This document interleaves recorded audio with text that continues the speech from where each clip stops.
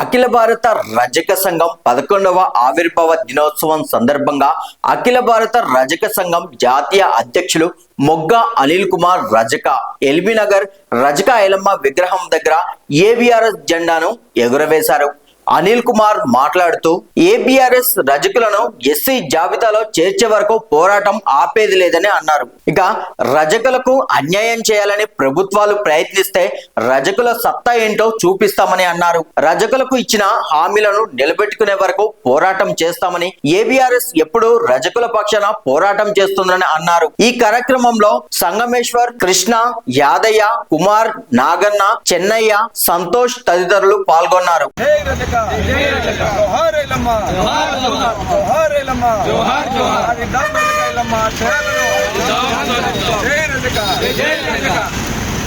అఖిల భారత రజక సంఘం స్థాపించి నేటికి 11 సంవత్సరాలు పూర్తయిన సందర్భంగా ఈరోజు ఎల్బీనగర్లో ఉన్నటువంటి ఐలమ్మ విగ్రహం దగ్గర ఈరోజు అఖిల భారత రజక సంఘం జెండాను ఆవిష్కరించడం జరిగింది.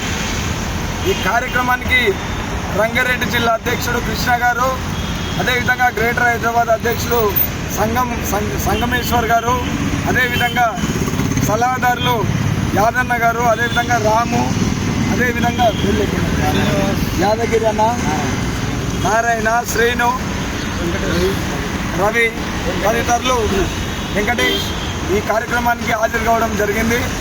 అఖిల భారత రజక సంఘం లక్ష్యం ఆనాడు 2014లో ఈ సంఘాన్ని స్థాపించినప్పుడు రజకులకు మేలు జరగాలి, రజకుల కోసం ఏదైనా చేయాలి, రజకులు తలెత్తుకొని బతకాలని ఆనాడు సంఘాన్ని స్థాపించడం జరిగింది.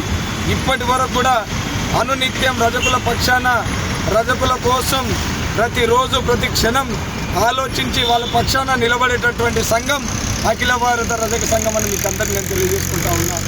అదేవిధంగా ఎక్కడ ఏ అన్యాయం జరిగినా, రజక బిడ్డలకు అన్యాయం జరిగినా, రజకుల మీద దాడులు జరిగినా, అటు ఆంధ్రప్రదేశ్ కానీ ఇక్కడ తెలంగాణ కానీ ఇతర రాష్ట్రాలలో కానీ ఎక్కడ రజకులు ఆపదలో ఉంటే వాళ్ళ పక్షాన నేనున్నానని ధైర్యం ఇచ్చేది అఖిల భారత రజక సంఘం అని చెప్పేసి మీకు అందరినీ నేను తెలియజేసుకుంటా ఉన్నా.